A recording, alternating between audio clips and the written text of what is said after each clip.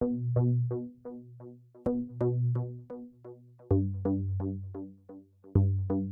and welcome to the Bestiary, where every week we take another monster from the Dungeons & Dragons Monster Manual, and we deep dive into it, exploring its ecology, the way it lives, the way its meat tastes, whatever comes to mind. The Bestiary is recorded live on Twitch, and we invite participation from the audience in the form of questions and comments. If you'd like to be a part of the show, catch us at Alignment May Vary on Twitch. We hope you enjoy this episode.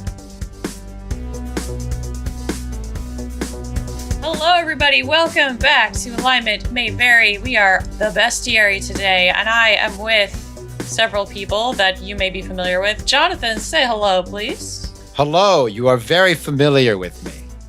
Oh, goodness. I am a little concerned now. Tyler, hello. How are you? Hello, I'm well, as per usual. As per usual. And Kayvon. I'm doing good. I'm doing all right. We're good. We're good. It's a Tuesday. Not much else to say. So today we are gathered to discuss in the Bestiary the creature of the Mimic, which I believe Kayvon brought to us last week, correct? Yeah, it was a nice flipping through the book and just landing where it left us. Yeah. All right. So mimics. What is a mimic? Yeah. So just to start off, when I think of a mimic, I think of a treasure chest with teeth. You know, like just the classic. You see a chest, you reach into it, it bites you. But I don't. Beyond that, I don't really have a good idea of what a mimic is actually. So let's start there. Like, what is a mimic? Now, do you mean biologically? Do you mean? Yeah, like we can start with that. Like what's its natural form? Like what is it? Like give me a brief description other than just a treasure chest with teeth. It is an amorphous creature that mimics inanimate objects, generally speaking. It kind of just says it in the name. It's a hungry thing that disguises itself as other things. So shapeshifter. Well, I mean, because is it like the Pokemon Ditto that can turn into any other Pokemon but looks like a Ditto on its own? Does it have a base form? If you take the smiley face off of Ditto, you've got a mimic in its natural form. It is basically a pile of amorphous goo, often described as gray. Goo is... Go ahead. Goo is misleading because it does have a hard exterior. That's what I was going to say. Yeah, it originally was described as having this like almost, what would you call it, Tyler? Like a rocky exterior? I wouldn't say rocky. Ecology describes it as hard, smooth, and gray, like stone. So imagine kind of like river rock, sedentary rock. Sedimentary rock? But it moves as if it's a jelly. It's like some sort of hard jelly shell. Yeah. And there's a very fascinating thing about their pigmentation that's in the article, the ecology article, which was written by Ed Greenwood, who created the Forgotten Realms. But the pigmentation is it's like is it electrical impulse? No. It's just a pigmented liquid that's stored in these muscular organs that pushes it into capillaries near the skin. That's it. Skin surface. So it's kind of, I think, is that how octopuses do it? They have just like these color organs that I actually don't know on octopus how they do it, but I know that the capillary piece of it was really interesting. Like it just shoves color into its capillaries. And then those capillaries get shifted around because it's a goo material, and it can sort of squeeze and break them into different areas of its body to create the illusion of texture and color. So you're saying it has a hard rocky surface. When it's the classic treasure chest, does it still have that hard rocky surface, or does it feel like a treasure chest? It basically has a gluey surface that you get stuck to. So you would touch it and it would feel hard for a minute, and then you would be stuck to it. If someone wanted to read this ecology article you were referencing, where would they find it? Dragon number 75. Cool. So you're saying the natural form is sort of a gray blobby thing with a really hard surface. If it wasn't in like a shape-shifted form, Where will you find these things? Where are they from? They were created by wizards to protect their areas from treasure hunters. Cite your sources. A wizard did it, number 2. Year 1979, the Monster Manual, the first edition Monster Manual. They say they were created by wizards, so they're not a natural creature in the world. They're some sort of magic sourced being. Correct. Yeah. And actually, this continues to be played with as recently as, I want to say 2014. Ed Greenwood wrote another article about a wizard who created the book version of the mimics that turned into books. And he actually names the wizard Amonlis Holther. And he describes how these were created in the 1146 DR. He actually started breeding little mimics for traits he desired, which were books. And he goes into the entire, you can find this on the Dungeons and Dragons official site. I feel like I've read that article, and it doesn't say that he actually created them. It says that he found them in a well, right? Like he actually found the mimics and he bred them. He created the book mimic. Yeah, okay. He created the book mimic through like selective breeding or something, though, right? Yeah, it wasn't yeah. Which gets into a little bit of mimic intelligence, because you can actually train them. Yeah. Do you want to go into that? Can you still train them? Do you think you can still train them? Because when I was looking through the various... Yeah, how long ago was this? In the lore kind of timeline? In terms of the modern timeline, the timeline is a whole thing. Like, D&D has about as complex a timeline as the Zelda games. And so there's like multiverses with different versions of the timeline, and some creatures can cross over and exist in multiple places at once in the multiverse. And others only exist in one of the multiverses. And this is basically Wizards of the Coast's way of explaining how we all have different games. Like, it's their way of making everyone's game canon, is saying... Okay, because I was going to ask about the kind of... Mimics have a similar recorded in the Monster Manual history of starting out as kind of similar to giant spiders, how they start out as kind of a simple creature and then kind of explode and then contract down to 5th edition. We've just got this one very basic mimic. Do you guys have a breakdown of sort of how they've evolved within the canon over time? I'd be curious to know what maybe has changed or hasn't about them. The very first mimic, there were 2 versions. There was the common mimic and the killer mimic. And the killer mimic is actually the mimic that we often think of today. It was just a beast that disguised itself as a treasure chest or a door or something that you were likely to touch. And then it would just try to kill you, just try to eat you. And if you hurt it enough, it would try to run away. The common mimic, which is kind of funny that that's called the common one, it's now less common, was more intelligent. You could actually have a discussion with it. You could convince it not to eat you, or even give you hints on how to get through the dungeon. It could speak. Really? What it's... Yeah, I've never heard of one that you could actually talk your way out of. Yeah, no. What does it speak? What languages does it speak? Can it be trained different tongue? Originally, it spoke Common. When they started to broaden out in 2nd edition, they had their own language, but were capable of learning many others. And then in 3rd edition, it went back down to just speaking Common.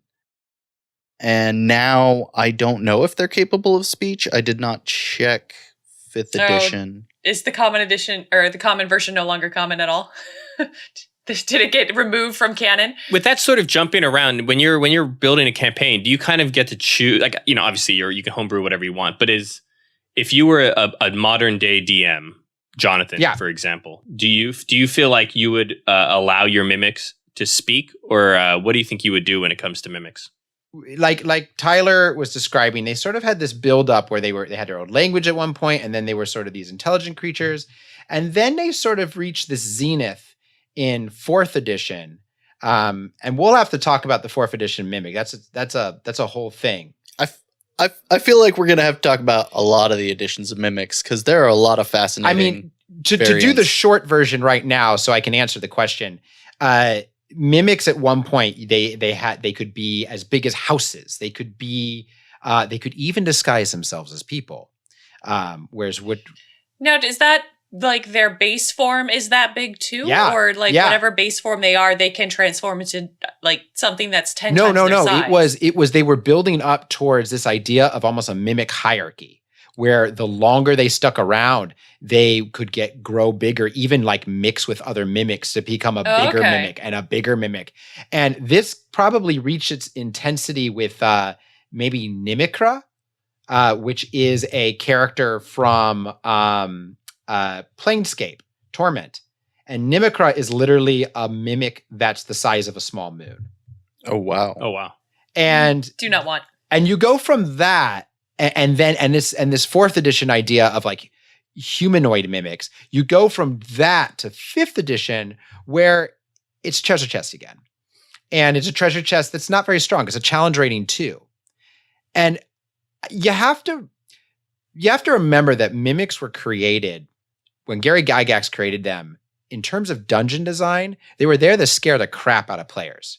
Players had gotten used to just like, oh, it's treasure, I'm going to grab the treasure. Right. Well, it's treasure. I grabbed the treasure and it ate Bob.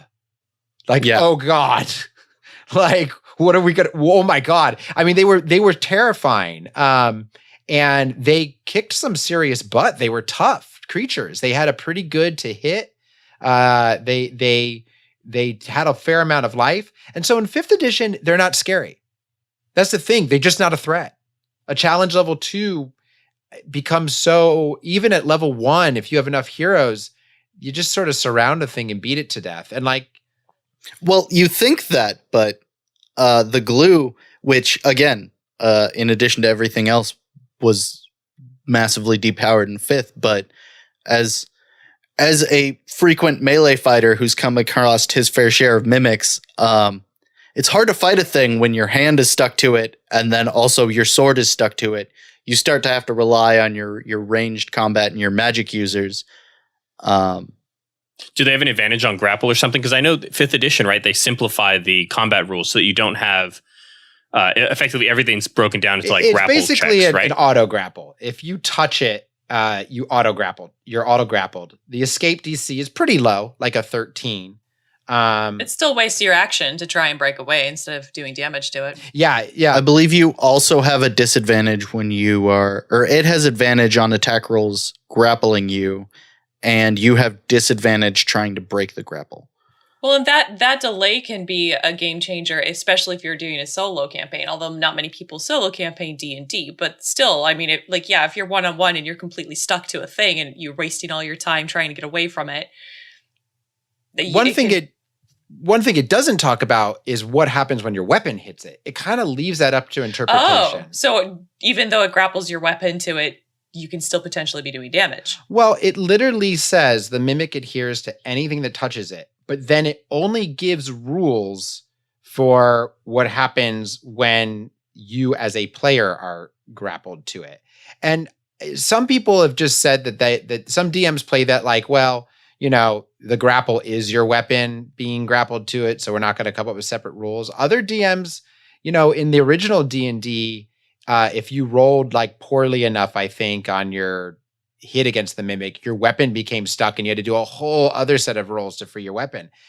And I guess this kind of takes me all the way back to the original answer, which is as a DM, I like to think of the 5th edition mimic as a very base blueprint. It gives you the idea of what a mimic basically is, what it basically does, and then I think DMs should be encouraged to grow from there.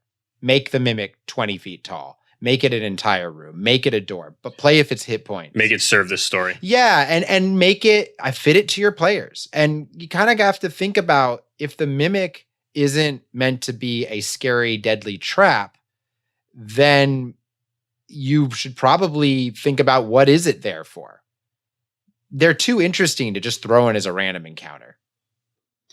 I do want to point out it wasn't until 3rd edition that they had specific rules delineated for what happens to your weapon when you attack a mimic.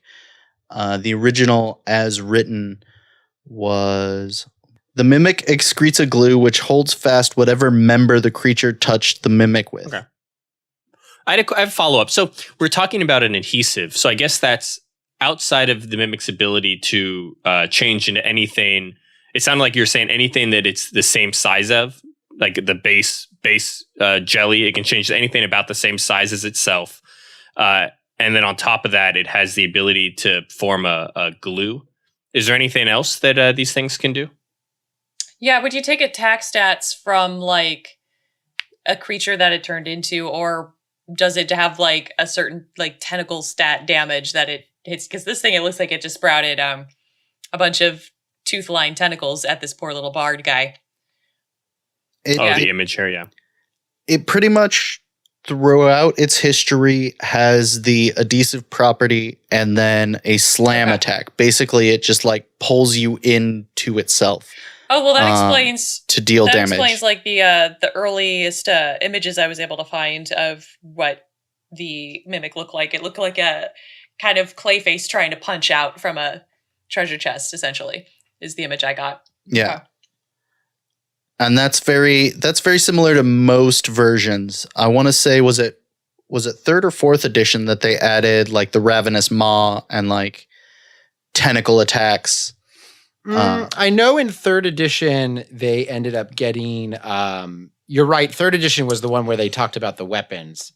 And that's also the one where they got like an extra attack and they could do like crush as a special attack.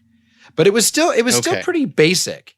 It wasn't. I think 4th edition was honestly where they got really interesting. What did they add in 4th edition? The big thing they added was this thing called the impersonator mimic, and it was the description here is pretty creepy. It says a young girl begs for bread at the door. An old lady's act of kindness is her last.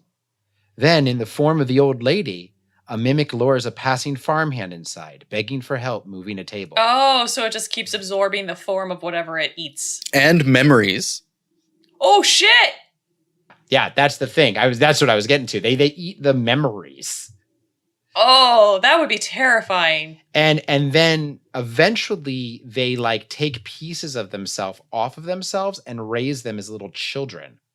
And then they use those to also become more mimic impersonators. And eventually they just keep growing and growing until basically you can have either an entire village of mimics, or it's assumed that eventually they merge together and become like the house mimic? site. Yeah, the super mimic. Because there is described in one of the modules a dungeon mimic. Literally, you enter a dungeon, it's just a big mimic. Whoops. The dungeon itself is a mimic. The dungeon itself is a mimic. Oh, that's crazy. I did like that 4th edition had like this interesting life cycle where imposters can kind of like spawn off these little like not quite as strong as they call them object mimics, but they're the common mimic. And then after a while, the mimic spawn grows into a full object mimic, which then grows into the imposter. So it created a whole life cycle.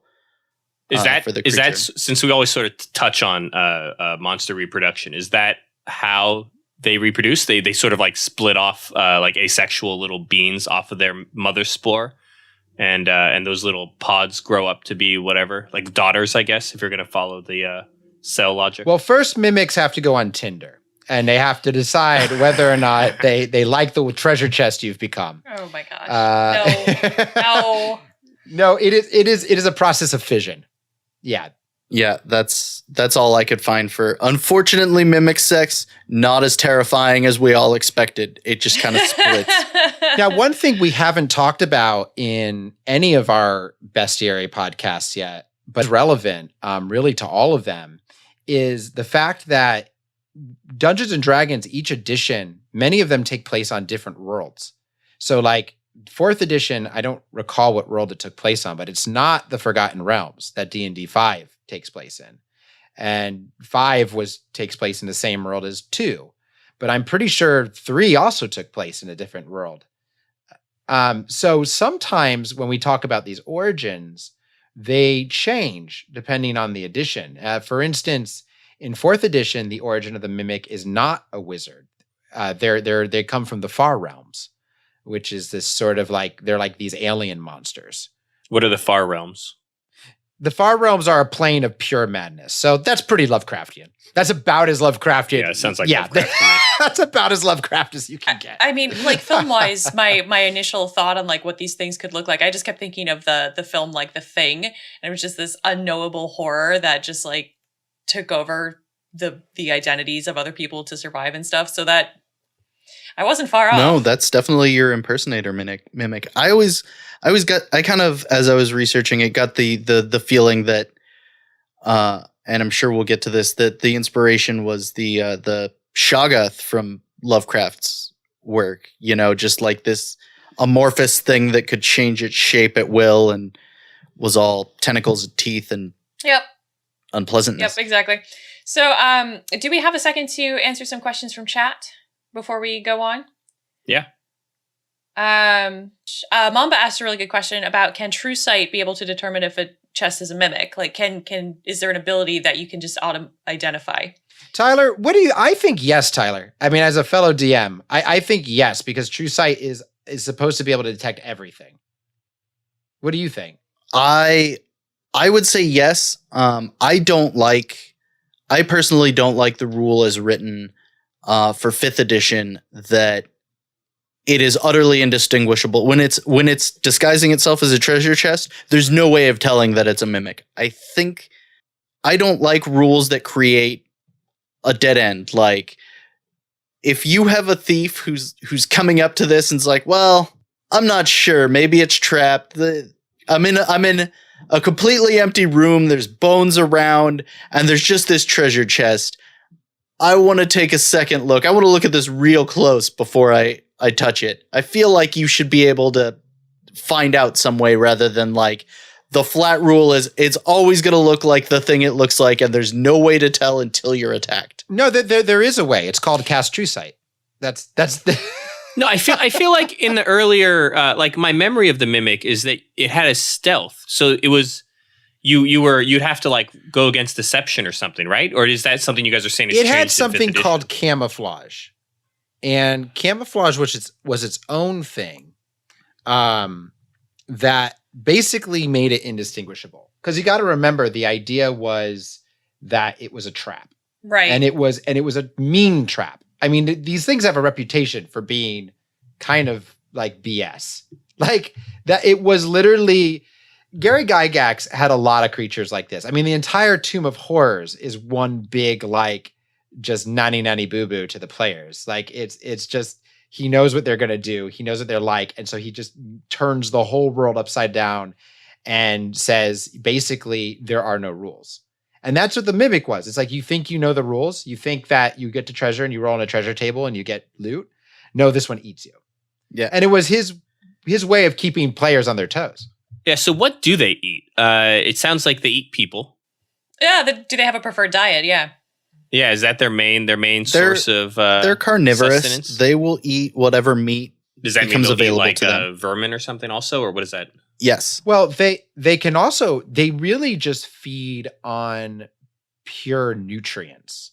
This is mentioned in the article that was written by Greenwood about the book mimics. The line says, a book mimic can feed on nutrients if tossed in a pond or down a privy. Gross. If it's around a book at the time, okay, well, there we go. It talks about basically it can be immersed in anything and it's fine in moist substances and it just feeds off of them. It can also bite anyone handling it to drink blood from them. Would undead offer any nutrient to it at all? A what? Would undead offer any nutrients to it? I mean, if they had flesh on them. Yeah. Well, and marrow in the bones. Yeah. Depends how old the undead is, maybe. I guess in the ecology article, it also mentioned that while they don't suffer any of the deleterious effects, I like that word, so I'm going to use it, of alcohol, it will take it if offered. And this is talking your classic talkative information mimic where you're like, I'll feed you wine for food, for information. It's like, well, I won't get drunk, but I'll certainly like the sugar and like grape remnants from that wine. Yep. There's, they can, I kind of picture them like sucker fish. You know, they could. I mean, an enterprising DM could talk about how when you go into a room, Tyler talks about like clues that something's not right. I would prefer that the clues not be on the chest itself, because I like the idea that the mimic, true to its name, is frickin' indistinguishable from what it wants to be. But maybe the room is weirdly clean of grime and dust. It looks like housekeeping's been here. Like, it's weird. You know, maybe in the you've middle noticed, of a dungeon that nobody's been into for like 100 years, and there's this one sparkling clean room. Yeah. maybe you've noticed there's been no rats in this Mhm. area of the dungeon. They're all gone. You know. Yeah, Mamba asks, can mimics die from starvation? They cannot. No, I mean they go sedentary. They almost hibernate. Yeah, and their Oh. their digestive period is long. They said a good meal, 1 to 2 adventurers, can hold a mimic for weeks. Are there any restrictions on their ability to change other than size into objects? Is it really just whatever their imagination can come up with? It is. Yeah, it's exactly that. And that's changed, because originally the classic mimics were just kind of wooden stone objects. Like the description was treasure That's chests, a good point. walls, doors. It couldn't fabricate more complicated things. And as they grew, like the greater mimics of second edition that can turn into room-sized creatures, could generate, tapestries and stuff like that. There were metal mimics that would mimic, weapons and offer a faint luminous glow. So you'd go into a dungeon and be like, what's that glowing dagger? It's death. It's a mimic. It's going to eat me. So you were talking earlier about them being smart and being trained. How smart are mimics? The modern mimic has lost some of its intelligence. The modern mimic is down to an intelligence 5. So we're talking pretty low. Although, as keeping with some of the other monsters we've talked about, their wisdom is decent. It's a 13. So that means that there maybe, I think the thing they're trying to get at there is that a mimic has base intelligence and can kind of feel its way through a conversation, but it's not thinking of detailed, deep plans. Would you allow a character to have a mimic pet, perhaps? And if so, how would that play out? Yeah, I mean, I'd let a character do that because it's interesting. I think that it would play out in the sense of mimics. I don't think the mimic has the ability to bond. Well, it can bond to you, not in a way you'd like. I don't think it will bond to you emotionally. It's powered by food, and as long as the situation is good for the mimic, it would stick around. It sounded like you guys were talking about a book mimic as an example of a mimic that was sort of like trained for a purpose, kind of like a pet. Except, I guess, to guard a book. Are there any other good examples that you guys are able to find of mimics in the lore?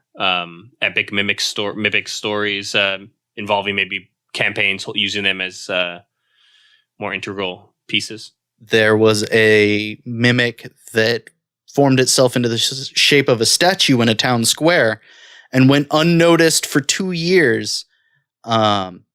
Until someone started reporting all of the derelicts seemingly missing in that area of town, and they found a 60-foot deep pile of animal and human bones in the sewer before it was discovered. It even managed to eat 2 city watch members after it was discovered, because they were like, "Oh, this statue can't possibly. Oh my God, it's got my arm." Yeah, they poke it with their spears and it grabs them. Which is super. Just that's such a great. I mean, this is an example of how the mimic evolved from like it is a very dungeon specific. Again, I go back to how Gary Gygax thought. Gary Gygax thought in terms of game design. He was like, I need something that will trick my players. So he goes a chest that can become that's not really a chest. And then you go to Ed Greenwood, who was much more of a story guy. And so Ed Greenwood was like, well, let's take that concept one further. And that's how a lot of creatures in D&D evolved. I mean, they started with the rules, the design by numbers, and then they grew because of, well, wait, Gary Gygax created this numbers thing, but like, what would that really look like in the world? And that leads to us sitting here today talking about the ecology of all these things. Yeah. So if I wanted to play, how hard would it be to argue into getting a player character mimic? They definitely exist. I mean, not officially, but they've already created a version for 5th edition. Really? Oh yeah. Yeah, who doesn't want to be Odo from Deep Space Nine? He's more of a doppelganger. Yeah, right. No, but if you're playing a player character, then you have this adhesive, you have grapple. Are you have common? I guess maybe. Are you? Do you want me to pull it up? I actually have the creature. Oh yeah. Go dive into it a little bit. Let's cover some other questions from the Twitch while I pull this up. Let's see. Stalker asked something earlier about if you kill them, is there anything that you can get harvest wise? Like, is there any pieces of it worth selling? Their skin and ichor is commonly used to create polymorph potions, but that's about its only use from that. And obviously there's the possibility of loot attained from previous food items. I feel like I remember something about that jug that pours like any liquid you want having something to do with mimic parts in its creation. I don't have the source because this is just like a vague memory. But the alchemical jug? Yeah, I think the alchemical jug is crafted using something to do with a mimic. I could see that. So, answering your question about the monstrous plain one. As far as mechanics, you basically get what the creature has. You know, you have advantage on attacks against things you grapple. You have some natural armor. Of course, you can shapeshift and all of that. You're adhesive, so you can choose to adhere to things, which is worth noting. The mimic chooses what it adheres to. Okay, so you could use that as a way to get around, like, climb. Oh, yeah, exactly. I'm going to climb up this wall and over this gorge. Okay. You're very slow. Mimics as a player race and mimics in general, their walking speed is 15 feet. Yeah.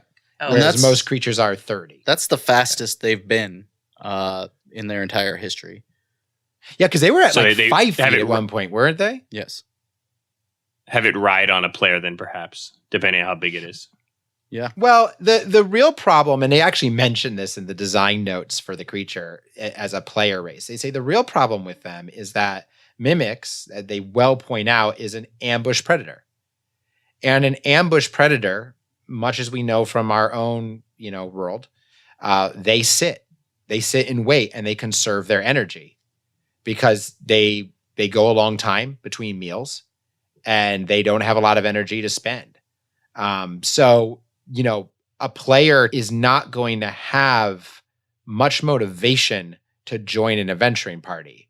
They're going to want to sit in a dungeon and eat rats. And that's not very fun to role play.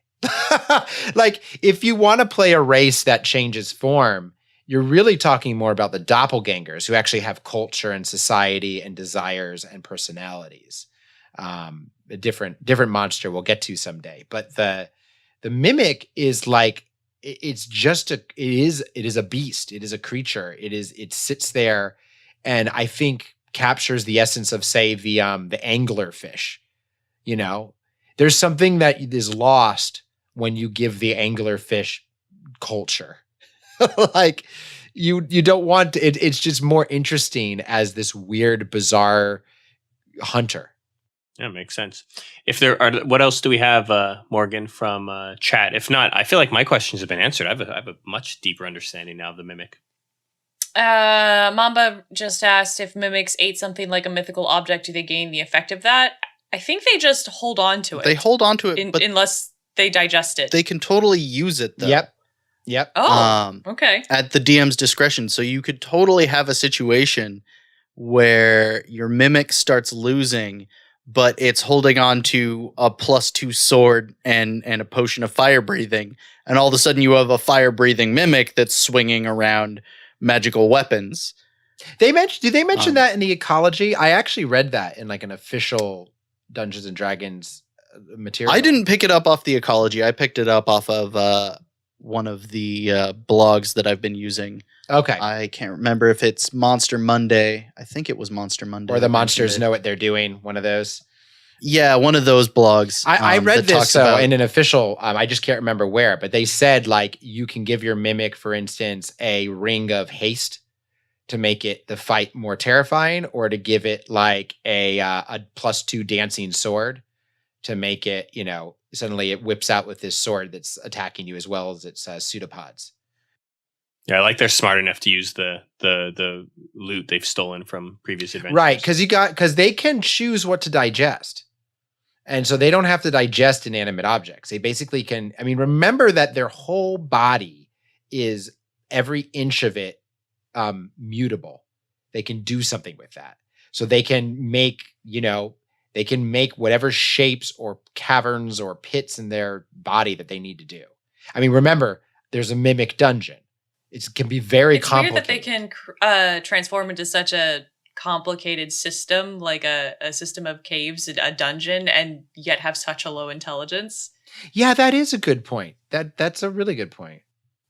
Unless it spent its entire life cycle going through a network of caves or a dungeon, and then for some reason got booted out, and then was like, "Well, heck it, I'm going to make my own," because it like outgrew its location or something. I'm just trying to think of like if it's that low intelligence wise to create a dungeon that's convincing enough for intrepid adventurers to wander in.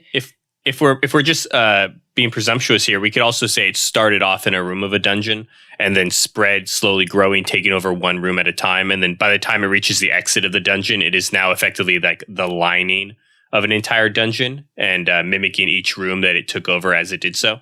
So in that sense, you would have a final product that is an entire dungeon mimic that is really just sort of like a skin on a pre-existing dungeon that it's sort of grown within. 3 things jump to mind. One theory goes that mimics only get big when they merge with other mimics.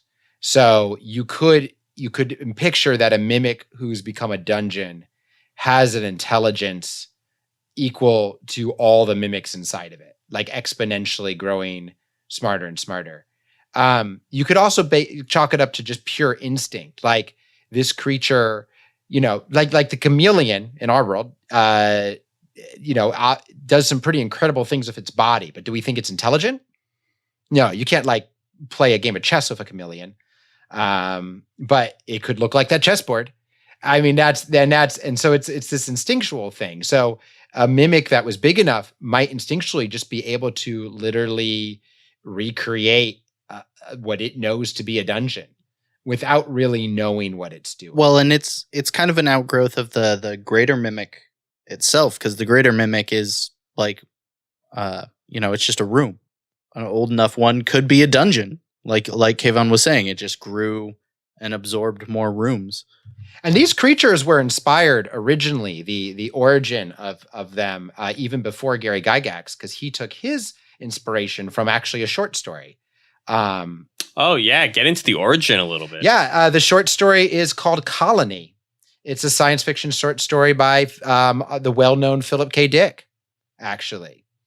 That would make sense. It was published in Galaxy in 1953. And it's about a expedition to an uncharted planet. And when they get there, they realize that the alien life there has the ability to mimic all kinds of objects. And the size of the complexity varies within the story from there's a simple doormat to eventually there's a whole spaceship. And the whole point is that they try to trap and absorb humans in the story, kind of like carnivorous plants. And Philip K. Dick got his inspiration from Venus flytraps. And it is actually Colony is the first appearance of a mimic monster like this. There are mimics earlier in history. Of course, the doppelganger is a well-known monster, but that's its own thing. As far as a mimic that turns into sort of objects that you would consider to be ordinary household objects that turn on you, that wasn't really done until Colony. At least I haven't been able to find a Greek story, for instance, where there's vases that eat you. I was poking around in mythology, and most of the mimic-like creatures are all essentially shapeshifters, that they have an origin as being a human or a nymph or a water deity or a seal. Like originally they have something else, but it's not. They don't turn into inanimate objects. It's always turning into another existing creature. Um, And no. again, this goes all the way up to mimicry from Planescape, which gets so intense that like if one of the people, all the people on the planet of mimicry, the citizens are actually part of its body. And if they ever like try to leave the planet, they like wither and die like a severed limb. So this concept just was grown on and grown on and grown on. And then in 5th edition, scaled way back down to the treasure chest. Right, with most things in 5th edition. What any other tidbits or interesting little facts you guys found in your little digging? Well, I have a small little question about how common are they now in the 5th edition universe, in the sense of, is it more of a, oh, hey, I heard of this one guy who bumped into this thing in a dungeon, so like maybe you should be careful when you go like rummaging around there? Or is it like, oh man, I bumped into one, you bumped, oh wow, we're all bumping into him? Like how common are they in the world now?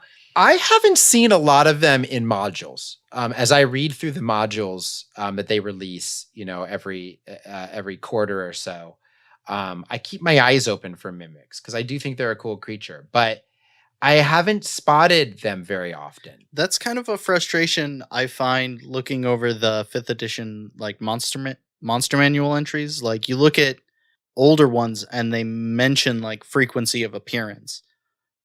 Like in the 2nd edition stuff, you can find like how often do you see a mimic? They're rare. When you get to like greater mimics, they're very rare. Yeah, it's true. It's true. They kind of removed that aspect, and you don't get a sense anymore of. I mean, on the one hand, I think they did it to let DMs have more kind of control over their world. Right. I know that. They used to be definitely, there are way more types of them, as we've kind of discussed. Like, I know what I think the most annoying use of a mimic ever invented was. I'll tell you mine. I'd love to hear your guys. The one. Yeah, what's yours? And this is an official creature, mind you. It's the mimic bag of holding. Oh, that would be so frustrating. It doesn't even care. It doesn't attack you. It just eats all your goddamn items. Oh, yes, man. I had heard of that. Yes. So it's it is absorbing the things you put in it, and then until you actually try to get them back out, you just think it's a bag of holding. But the second you try to get them back out, you realize, oh no, this has been a mimic the whole time. I mean, it even says it can choose to relinquish the item, so you could go for ages and thinking you have a normal bag of holding. No, but the reason why I find that kind of iffy. So the mimics don't. They don't have the magical ability to hide things. This is why I don't use one in a game with Kayvon, by the way, because it would cause a 1 hour argument. Yeah. No, but I'm saying you've just established that these creatures, they have a certain size. They grow based on what they eat. They can't be bigger or smaller than they are because they have a fixed size. And if they store something in them, it's not like the object blinks out of existence because they ate a ring. The ring is somewhere in their form. So if you have a bag of holding and you pour 200 gold into it, it disappears to another dimension. But if you pour 200 gold into a mimic, the mimic now is like sitting there with 200 gold hiding somewhere within the thin layer of the bag of holding. Come on now. Well, we found the weak point. That is a fair mimic bag of holding broken. There's probably some answer to that if I actually looked up mimic bag of holding, where it's like, oh, they're slightly magical. For reasons unknown, other than like a wizard decided to be a jerk and give a prank gift to a friend. Like that's maybe what it does is it just sort of it just devours that and then quietly poops it out later when you're not watching. It actually wrapped itself around a bag of holding and then disguised itself as a bag of holding. Although there is evidence that it wouldn't eat anything that you put in the bag of holding. There is evidence that they can break down metals like gold, and they break it down into pretty much. They eat all of the possible nutrients out of it, and the rest basically becomes a goop that makes their body, bigger. And then they can shed pieces of themselves to stay the same size. So what might happen with a mimic bag of holding is not only are you feeding it all your nice, expensive magical items, but you're accidentally spawning more mimics. Yeah, and so you're creating this army of mimics behind you as you go. Yeah, as long as you're not expected to pull that sword out a week and a half later, I think it works. I see what you're saying. Like it just holds it in there, and then you're like, wait a minute, how's it actually doing this? Yeah. Does anybody on that question? Does anybody like? We all play a lot of video games here. Does anybody remember like have a mimic in video game story? Because they have shown up in video games. Like it's one of the most popular creatures that was taken from Dungeons and Dragons. They show up first in Ultima, I think. Tyler, you have a mimic experience? Oh, you know it's going to be Secret of Mana. The first time you see that when you're a small child, that's you get those green and gold treasure chests. You're like, oh, green and gold treasure chest. I've got it. It's good. You pop one up and all of a sudden it's got eyes and teeth. Yeah, that's right. Terrifying. Those are in Thanatos's or Thanos' tombs, right? Or what's his name? Like, is it Thanos? Thanatos? It is Thanatos. Thanatos, yeah. It's Thanatos. They were not subtle with that game. And in Trials of Mana, the second one that was just released on, it was released several years ago, the Seiken Densetsu collection, Trials of Mana, you've got a little treasure ring wheel that spins whenever you open treasure chests, and the mimics in those don't fuck around. They kill you. You can hardly deal damage on them, and they're just jumping around murdering you. It's a truly frightening experience. Yeah. I mentioned, we discussed this earlier, that apparently Toe Jam and Earl had a mimic of a sort that was a mailbox, that if you fiddled with looking into people's mailboxes too often, it would turn into a mimic and try and eat you. And that is more like, I mean, Toe Jam and Earl was like a really cartoony style, so it's very different from like, you know, what we're looking at here, which is the mimic from Dark Souls, which I think is terrifying on a whole nother level, because not only is it a treasure chest with teeth, but like it stands up and becomes like the Slender Man with a giant tongue for a head, and it's just disturbing. Yeah. It almost looks like it's using its tongue as legs.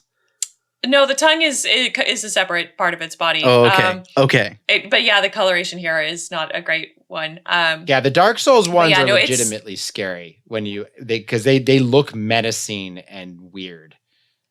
Well, they're also like way taller than your characters too, from what I've seen. Like, it's not just like, oh, it's a box, try and eat me. It's like, and it stood up, and it like one-shots you. If it bites you, like you're dead. You're just dead. So yeah, there's been a number of games that they've appeared in, and I'm aware of several. To my recollection, have never played a game that actually had mimics in them. I could be mistaken, but rummaging through the list that I found of mimic-filled games, I hadn't played any of them myself. My first experience with a mimic was actually in Final Fantasy IV, where there's these doors.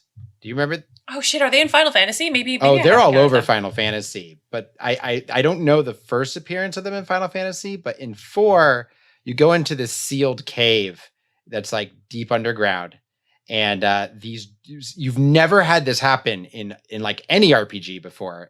And you go to open a door and it attacks you. And as a kid, that just really freaked me out. It really made me feel unsafe. And they weren't easy creatures. Like, they had this ability that I think was like an instant kill. It would just eat you. So you had a limited amount of rounds to actually beat the door, and they were beefy. And I remember losing all of my characters multiple times to those freaking doors. That was my first encounter of a mimic ever. And I see you popped up some nice Amano artwork, as has become your staple. Yeah, he's just drawn so many creatures. It's amazing. Oh yeah, he's great. I love his work. Yeah, apparently I haven't played any of the Final Fantasies that have a mimic in them, except for like one of the Kingdom Hearts. Well, if you haven't encountered many in games, Morganite, what would you think? What is this? Could be the scariest mimic to you? Oh, we discussed this posed this as a question last episode as to what we would all think of as like being the most terrifying thing to be a mimic. And in my personal opinion, I mean, we ruled out toilet mimics because everybody would Right, yeah, you assume a can't pick mimic is toilet. We're just horrifying. everybody, no toilet. Maybe the toilet paper's up for grabs though, because that could be pretty awful. That would be pretty terrible, yeah. A little tiny mimic. And it gets stuck in places you don't want it to get stuck in. Oh God, no. No, my thought would have been, and again, it has to do with like the bathroom and being like naked and vulnerable, but it's the shower curtain. Oh yeah. Oh, that would be, yeah. There's actually a better monster to be the shower curtain. Oh yeah, that black shadow cloak thingy that we did actually The bump into in our trapper? campaign. Is that the trapper? Yeah. There's the dark mantle, there's the trapper, all sorts of these weird, I look like something I'm not creatures. Yeah, but I think that would be the worst for me because it's, you're vulnerable, you're in the shower, you're like a million miles away in your head, and then all of a sudden your shower curtain is trying to kill you. That would just be the worst, especially because you'd probably die because you'd slip on the floor and hit your head. And Kayvon, you're the guest this time. Other than like I played Toe Jam and Earl, but I just didn't realize that those mailboxes were mimics. But what would be the scariest? Yeah, what would be the scariest thing you could imagine a mimic being? Oh man, the original It freaked me out so much. That scene where they're in the bathtub and it starts coming up through the drain in the why is it always in the bathtub? bathrooms? Because we're very vulnerable in the bathroom, I think is the reason.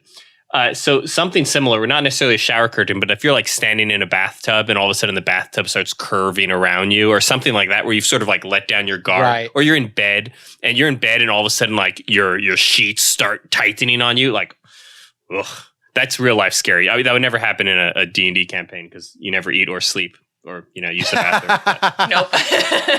Yeah. I'll make a game where it's just all about the bathroom. Eating and sleeping and using the It's bathroom. been 12 hours. Everyone needs Every to time lunch. you eat something, every item that you ate has a dice roll associated with it. And if you roll certain combinations, you get really bad gas or diarrhea, Right. and you just have to. Hang on. And then when you go, the toilet's a mimic. I feel like this leads into that conversation we had on the Adventurous Appetizers Q&A about encumbrance. Some things you don't need in a high fantasy game. Well, Tyler, John, do you have a thing that would be the worst mimic ever, other than toilet mimics? The two that came to mind when that question came up for me were I personally I'm unsettled by hallways. Oh yeah, yeah. So like you're walking down a hallway, a long like narrow hallway, and it's you turn around and it's like narrowed, and you're like, why is it narrow? And you touch the wall and your hand is stuck. Really like the idea of like touching something and then it sticking. So like a keyboard would be terrifying. You're like sitting there, at your keyboard, and maybe your computer starts being weird and you're like, why is it? And then you're being eaten by your computer. Yeah. Why is the screen not reacting when I move the mouse around? Yeah. I was actually legitimately terrified by the impersonator mimics. I hadn't heard of them before this episode when we started researching it. And when I found out that like 4th edition had these people mimics, that just really bothered me, especially the part about they like eat your memories as well. It just, the whole idea, I know it's kind of done with doppelgangers, but doppelgangers, again, they have like society, they have their own goals and motivations, and they're not necessarily eating you, they're just copying you. But this idea of just this person that's not what they seem to be, and or even the statue story, where it's so innocuous. It's just this square where people disappear, and it's not even people you necessarily know about. It's just the homeless disappearing. You could actually picture that happening. Like you're living in your city, and the homeless are just disappearing. You might never know about it, and there's this creature that's feeding off of them. It's like an X-Files episode. It's that freaks me out. Yeah. That when I was researching and I got to the house hunters, they hunt in packs. So like that and the impersonator mimic, just like the thought you like come to this town and it's like it just made me think of the one shot that you created, John, the island with the house. That is one of my like most frightening experiences at a D&D table. It's like, oh, you're in this weird house and it's like a haunted house sort of thing. No, the house is alive and trying to eat you, and the people are not people and they're trying to eat you. It's an unsettling experience. And when Tyler says the houses hunt in packs, like, I just have to describe this for a minute because it's described in the Monster Manual, and it's freaky. It's like you come to this village, and the entire village, all the huts and houses are mimics. And when they're done feeding on all the passerbys that come in, they actually get up and move. And all the houses move away and just form that village somewhere else. That's just a freaky thought. Houses shouldn't do that. It's so terrifying. And then if they joined with the impersonator mimics, you've got this whole like town, this bustling town. So that kind of begs the question then. So they do mimics readily change form, or do they sort of pick something and stick with it for much of their life? Like you're saying, these houses get up and they move as houses, or you have a book mimic who sort of wraps around a book and just hangs out as that book, or an object mimic that's like a chair, or that kind of shapes to its person, or whatever it happens to be. Because it sounds like a lot of the stories are of mimics that sort of, it sounds like they sort of choose something and that kind of resonates with whatever their size is or whatever they're into in the moment, and kind of stick with it. The Ed Greenwood article, I'll start over. It answers this question because the book mimics can be trained to actually only assume book form.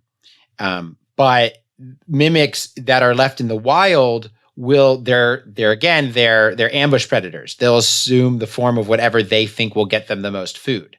So a mimic who is frequently eating people as a treasure chest will keep being a treasure chest. They find their niche, and whatever works for them, they generally might stick with it, but they can change if they need to. Well, let's say like an adventurer comes in, gets nabbed by the treasure chest, and a bunch of people come up and start beating it with swords. And then the next group of adventurers comes in and immediately starts attacking this treasure chest because they've been warned.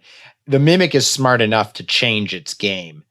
And the next time it may be something else, like a door frame or a rug or a tapestry. Well, and I believe the second edition mentions that if second or third edition mentions that if they can escape, they'll just retreat to somewhere else in the dungeon or the cavern and hide as part of the wall or hide as part of the floor or the ceiling. Like they won't. It's not something like, oh, you fight a mimic and it turns into ooze and squirts away through a crack in the wall, and then you walk down the hallway and there's another treasure chest in a weird place where there wouldn't be a treasure chest. Yeah. Like they'll adapt to whatever situation they need. Well, maybe we should end on some sort of final like mimic thought, like what this all tells us about the mimics. I mean, they're unsettling, but I don't think they're nearly as big of a threat nowadays as they were originally. I think, Tyler, did we bump into one in our campaign? I feel like I remember a Benthy getting stuck to something. A Benthy did get attacked by a mimic, and it was, even though we were a higher rating, it was quite the challenge because my eye got stuck, my sword got stuck. He pulled you up a wall. That's what I had him do to remove you from easy melee range. Yeah. As far as final thoughts, sort of in line with what you guys are saying here, they definitely seem like a very versatile monster, something that there's enough room provided within their ability set that a DM can integrate them into a story really however they want to, and can use them to spice up an adventure in either a very generic, oh, it's a chest, or a really creative way. So they're very versatile is sort of what my takeaway. And I think that's going to very much depend on the DM, though. And, some people may be super disappointed to be like, oh, no, it's a jump scare. And then other people are like, oh, my God, make it stop. You bring up a really awesome ending point, Morganite, which is, as a DM, the mimic is a great example of why you need to know your table. And you need to know also what the purpose of your monsters are. because the mimic could be played as a jump scare, or it could be played as a more intelligent, feed me stuff and I'll teach you the secrets of my dungeon creature.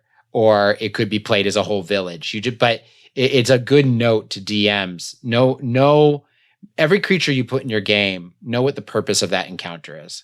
Whether it's just, and I would argue that a mimic's purpose should never be just to be another fight. They're too interesting for that. I will say my takeaway. Sorry, not to kill that. Yeah, no, beautiful ending, we're done. Mine was brilliant. We can't. Okay, then we'll edit it never in post. mind. Don't worry about it. No takeaways. We'll just cut you out later. No, we'll add your takeaway earlier in the podcast. Don't worry. Give your takeaway. We'll just add it before. Yeah, we'll put mine last. 'Cause it's better. Yeah, it is. My takeaway again for the second episode in a row. We find a monster with a rich history that we get to 5th edition becomes kind of this basic low-level creature. And I'm really curious. I would like to find out the philosophy on creating these monsters when they built the Monster Manual, where they took these kind of classic iconic creatures and kind of dumbed them down. Was it an accessibility issue? Was it an effort to streamline? Like, I'm really curious. I'm becoming more curious about the mindset behind the developers had when adapting 5th edition. What they were thinking when they made these changes. Probably a little bit of all the above, but yeah, it would be nice to actually get more of an official. It might be something we want to talk about next time when we do our next monster, which is we haven't picked one yet, I believe. Again, do we want to do a random flip again? Or Stalker also keeps really pinging me with wanting to do a flump. What's a flump? Heffleflump and woozles. Okay, not to put Stalker on the hot seat here, but yes, he will be all here. Right. We will do flumps. Flumps in 2 weeks. Same Tuesday. Tuesday's working for everybody. Tuesday. Yeah. All right. On the 6th of August, everybody, you will learn about the incredible fart bags that are the flumps. Sounds like a good time. And I'm not joking. They are literally fart bags. And that is a good ending. I don't know how to top that, guys. All right. So as you heard, in 2 weeks, we'll be back to discuss flumps. And then, anything else we want to pimp out at the moment? Everybody, please remember, you can email us at alignmentmayvary@gmail.com, where you can ask questions beforehand or ask questions about D&D.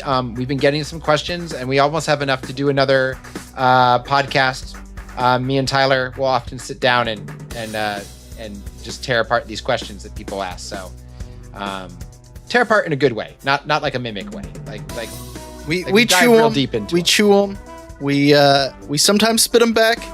Sometimes we absorb. We absorb the nutrients. We become the question. We become the questions. We absorb the memories of those questions. Oh yeah. So ask Well, them. on that note, yeah, check us out on alignmentmayvary.com. That's where all of our other podcasts and past episodes of this series, The Bestiary, are up there as well. You can download them from various podcasting apps. We'd love to have your support. So we'll catch you soon. Jonathan, Tyler, Kayvon, and I've been Morgan. Thank you so much for hanging out. Good evening. And we'll see you next time. Bye. Later.